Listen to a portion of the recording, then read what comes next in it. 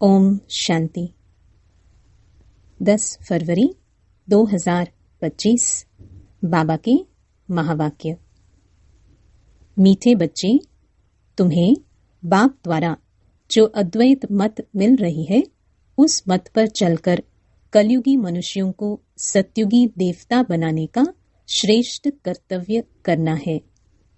प्रश्न: सभी मनुष्य मात्र दुखी क्यों बने हैं, उसका मूल कारण क्या है? उत्तर: रावण ने सभी को श्रापित कर दिया है, इसलिए सभी दुखी बने हैं। बाप वर्षा देता, रावण श्राप देता, यह भी दुनिया नहीं जानती। बाप ने वर्षा दिया तब तो भारतवासी इतने सुखी स्वर्ग के मालिक बने, पूज्य बने। श्रापित होने से पुजारी बन जाते हैं। ओम शांति। बच्चे यहाँ मधुबन में आते हैं बाप दादा के पास। हॉल में जब आते हो, देखते हो पहले बहन भाई बैठते हैं, फिर पीछे देखते हो बाप दादा आया हुआ है तो बाप की याद आती है। तुम हो प्रजापिता ब्रह्मा के बच्चे, ब्राह्मण और ब्राह्मणियां। वह ब्राह्मण तो ब्रह्मा बाप को जानते ही नहीं है। तुम बच्चे जानते हो, बाप जब आते हैं तो ब्रह्मा विष्णु शंकर भी जरूर चाहिए। कहते ही हैं त्रिमूर्ति शिव भगवान वाच। अब तीनों द्वारा तो नहीं बोलेंगे ना। यह बातें अच्छी रीति बुद्धि में धारण करनी है। बेहद के बाप से जरूर स्वर्ग का वर्षा मिलता है, इसलिए सभी भक्त भगवान से क्या चाहते हैं? जीवन मुक्ति। अभी है जीवन बंध। सभी बाप को याद करते हैं कि आकर इस बंधन से मुक्त करो। अभी तुम बच्चे ही जानते हो कि बाबा आया हुआ है। कलब कलब बाप आते हैं, पुकारते भी हैं तुम माता पिता, परंतु इसका अर्थ तो कोई भी नहीं समझते। निराकार बाप के लिए समझ लेते हैं, गाते हैं, परंतु मिलता कुछ भी नहीं है। अभी तुम बच्चों को उनसे वर्षा मिलता है, फिर कलप बाद मिलेगा।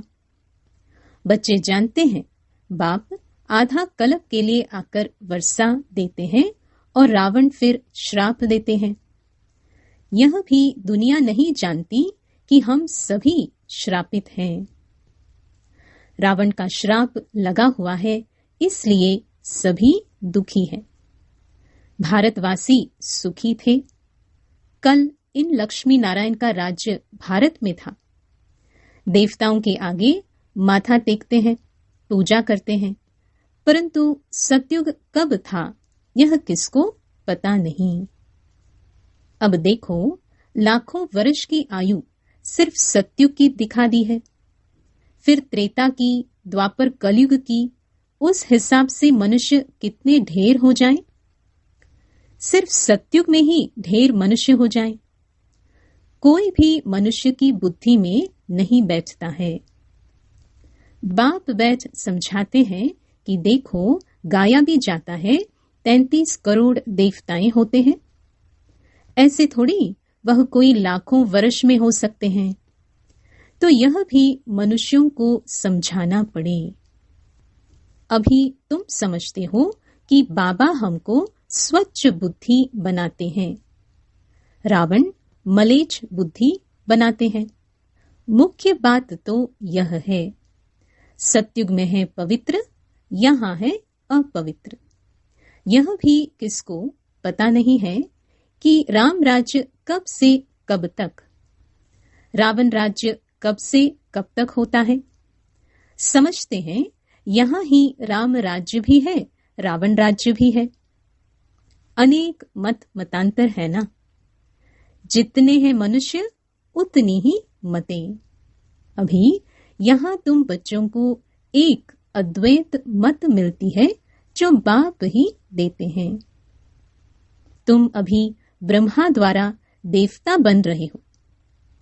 देवताओं की महिमा गाई जाती है, सर्वगुण संपन्न, 16 कला संपूर्ण।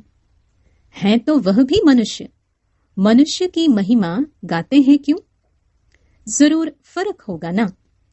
अभी तुम बच्चे भी नंबरवार पुरुषार्थ अनुसार मनुष्य को देवता बनाने का कर्तव्य सीखते हो। कलयुगी मनुष्य को तुम सत्युगी देवता बनाते हो, अर्थात शांति धाम ब्रह्मांड का और विश्व का मालिक बनाते हो। यह तो शांति धाम नहीं है ना। यहाँ तो कर्म जरूर करना पड़े। वह है स्वीट साइलेंस होम। अभी तुम समझते हो हम आत्माएं स्वीट होम ब्रह्मांड के मालिक हैं। वहां दुख सुख से न्यारे रहते हैं, फिर सतयुग में विश्व के मालिक बनते हैं। अभी तुम बच्चे लायक बन रहे हो। एम ऑब्जेक्ट एक्यूरेट सामने खड़ी है। तुम बच्चे हो योग बल वाले, वह है बाहुबल वाले। तुम भी हो युद्ध के मैदान पर, परंतु तुम हो डबल अहिंसक, वह है हिंसक। हिंसा काम कटारी को कहा जाता है। सन्यासी भी समझते हैं यह हिंसा है, इसलिए पवित्र बनते हैं। परंतु तुम्हारे सिवाय बाप के साथ प्रीत कोई की है नहीं। आशिक माशुक की प्रीत होती है ना, वह आशिक माशुक तो एक जन्म के गाए जाते हैं। तुम सभी हो मुझ माशुक के आशिक। भक्ति मार्ग में मुझ एक माशुक को याद करते आए हो।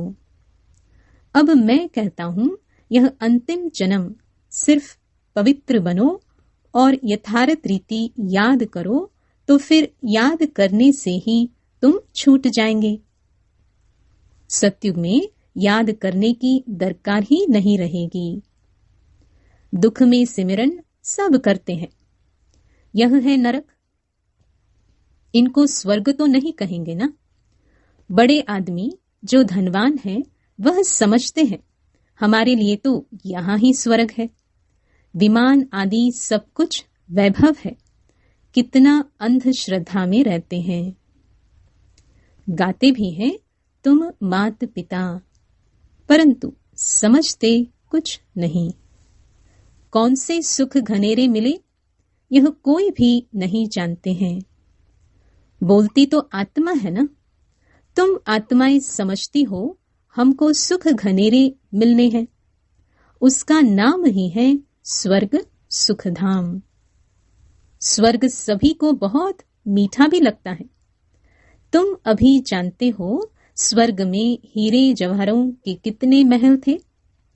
भक्ति मार्ग में भी कितना अनगिनत धन था जो सोमनाथ का मंदिर बनाया है।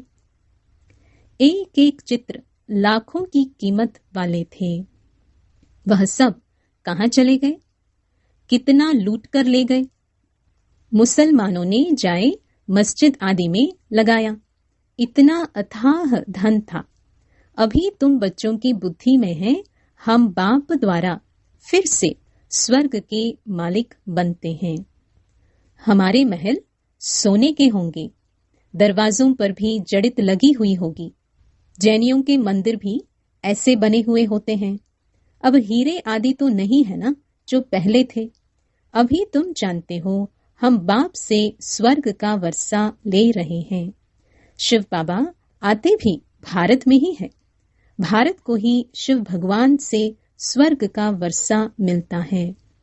क्रिश्चियन भी कहते हैं क्राइस्ट से 3000 वर्ष पहले भारत हेवन था। राज्य कौन करते थे यह किसको पता नहीं है।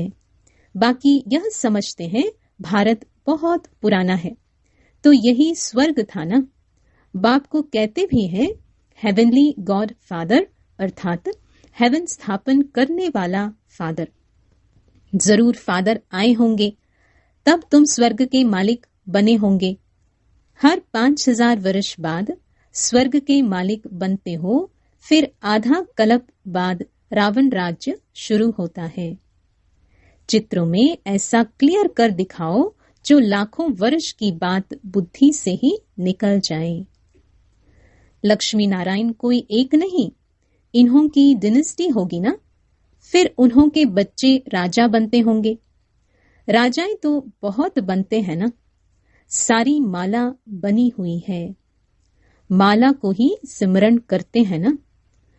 जो बाप के मददगार बन बाप की सर्विस करते हैं, उन्हों की ही माला बनती है। जो पूरा चक्र में आते पूज्य पुजारी बनते हैं, उन्हों का यह यादगार है। तुम पूज्य से पुजारी बनते हो तो फिर अपनी माला को बैठ पूजते हो। पहले माला पर हाथ लगाकर फिर माथा टेकेंगे, पीछे माला को फेरना शुरू करते हैं। तुम भी सारा चक्र लगाते हो, फिर शिव बाबा से वर्षा पाते हो। यह राज तुम ही जानते हो। मनुष्य तो कोई किसके नाम पर, कोई किसके नाम पर माला फेरते हैं, जानते कुछ भी नहीं। अभी तुमको माला का सारा ज्ञान है और कोई को यह ज्ञान नहीं। कृष्ण थोड़ी समझते हैं कि यह किसकी माला फेरते हैं। यह माला है ही उन्हों की जो बाप के मददगार बन सर्विस करते हैं। इस समय सब पतित हैं। जो पावन थे वह सब यहाँ आते आते अब पतित बने हैं। फिर नंबरवार सब जाएंगे। नंबरवार आते हैं, नंबरवार जाते हैं। कितनी समझने की बातें हैं। यह झाड़ है, कितने टाल टालियां मठ पंथ है। अभी यह सारा झाड़ खलास होना है, फिर तुम्हारा फाउंडेशन लगेगा। तुम हो इस झाड़ के फाउंडेशन। उसमें सूर्यवंशी चंद्रवंशी दोनों हैं। सत्युग त्रेता में जो राज्य करने वाले थे, उन्हों का अभी धर्म ही नहीं है, सिर्फ चित्र है। जिनके चित्र हैं, उन्हों की बायोग्राफी को तो जानना चाहिए ना। कह देते फलानी चीज लाखों वर्ष पुरानी है। अब वास्तव में पुराने ते पुराना है आदि सनातन देवी देवता धर्म। उनके आगे तो कोई चीज हो नहीं सकती। बाकी सब 2500 वर्ष की पुरानी चीजें होगी। नीचे से खोदकर निकालते हैं ना। भक्ति मार्ग में जो पूजा करते हैं वह पुराने चित्र निकालते हैं, क्योंकि अर्थक्वेक में सब मंदिर आदि गिर पड़ते हैं, फिर नए बनते हैं। हीरे सोने आदि की खानियां जो अभी खाली हो गई हैं, वह फिर वहां भरतू हो जाएंगी। यह सब बातें अभी तुम्हारी बुद्धि में है ना। बाप ने वर्ल्ड की हिस्ट्री ज्योग्राफी समझाई है। सतयुग में कितने थोड़े मनुष्य होते हैं, फिर वृद्धि को पाते हैं। आत्माएं सब परमधाम से आती रहती हैं। आते आते झाड़ बढ़ता है। फिर जब झाड़ जर्जड़ीभूत अवस्था को पाता है तो कहा जाता है राम गयो रावण गयो, जिनका बहु परिवार है। अनेक धर्म है ना। हमारा परिवार कितना छोटा है। यह सिर्फ ब्राह्मणों का ही परिवार है। वह कितने अनेक धर्म है, जनसंख्या बतलाते हैं ना। वह सब है रावण संप्रदाय। यह सब जाएंगे, बाकी थोड़े ही रहेंगे। रावण संप्रदाय फिर स्वर्ग में नहीं आएंगे, सब मुक्ति धाम में ही रहेंगे। बाकी तुम जो पढ़ते हो वह नंबरवार आएंगे स्वर्ग में। अभी तुम बच्चों ने समझा है कैसे वह निराकारी झाड़ है। यह मनुष्य सृष्टि का झाड़ है। यह तुम्हारी बुद्धि में है। पढ़ाई पर ध्यान नहीं देंगे तो इम्तिहान में ना पास हो जाएंगे। पढ़ते और पढ़ाते रहेंगे तो खुशी भी रहेगी। अगर विकार में गिरा तो बाकी यह सब भूल जाएगा। आत्मा जब पवित्र सोना हो तब उसमें धारणा अच्छी हो। सोने का बर्तन होता है पवित्र गोल्डन। अगर कोई पतित बना तो ज्ञान सुना नहीं सकता। अभी तुम सामने बैठे हो, जानते हो गॉड फादर शिव बाबा हम आत्माओं को पढ़ा रहे हैं। हम आत्माएं इन ऑर्गन्स द्वारा सुन रही हैं। पढ़ाने वाला बाप है। ऐसी पाठशाला सारी दुनिया में कहाँ होगी? वह गॉड फादर है, टीचर भी है, सतगुरु भी है। सबको वापस ले जाएंगे। अभी तुम बाप के सम्मुख बैठे हो। सम्मुख मुरली सुनने में कितना फर्क है।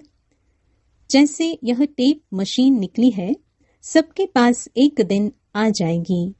बच्चों के सुख के लिए बाप ऐसी चीजें बनवाते हैं।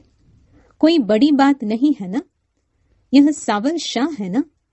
पहले गोरा था, अभी सावरा बना है। तब तो श्याम सुंदर कहते हैं। तुम जानते हो हम सुंदर थे, अब श्याम बने हैं, फिर सुंदर बनेंगे। सिर्फ एक क्यों बनेगा? एक को सर्प ने डसा क्या? सर्प तो माया को कहा जाता है ना। विकार में जाने से सांवरा बन जाते हैं। कितनी समझने की बातें हैं। बेहद का बाप कहते हैं, गृहस्थ व्यवहार में रहते यह अंतिम जन्म फॉर माई सेक, मेरे सदके पवित्र बनो। बच्चों से यह भीख मांगते हैं, कमल फूल समान पवित्र बनो और मुझे याद करो, तो यह जन्म भी पवित्र बनेंगे। और याद में रहने से पास्ट के विक्रम भी विनाश होंगे। यह है योग अग्नि, जिससे जन्म जन्मांतर के पाप दग्ध होते हैं। सतो प्रधान से सतो रजो तमो में आते हैं तो कला कम हो जाती है, खाद बढ़ती जाती है। अब बाप कहते हैं सिर्फ माँ में कम याद करो। बाकी पानी की नदियों में स्नान करने से थोड़ी पावन बनेंगे। पानी भी तत्व है ना। 5 तत्व कहे जाते हैं। यह नदियां कैसे पतित पावनी हो सकती हैं? नदियां तो सागर से निकलती है। पहले तो सागर पतित पावन होना चाहिए ना। अच्छा, मीठे मीठे सिकी लधे बच्चों प्रति मात पिता बाप दादा का याद प्यार और गुड मॉर्निंग। रूहानी बाप की रूहानी बच्चों को नमस्ते। धारणा के लिए मुख्य सार। पहला, विजय माला में आने के लिए बाप का मददगार बन सर्विस करनी है। एक माशुक के साथ सच्ची प्रीत रखनी है। एक को ही याद करना है।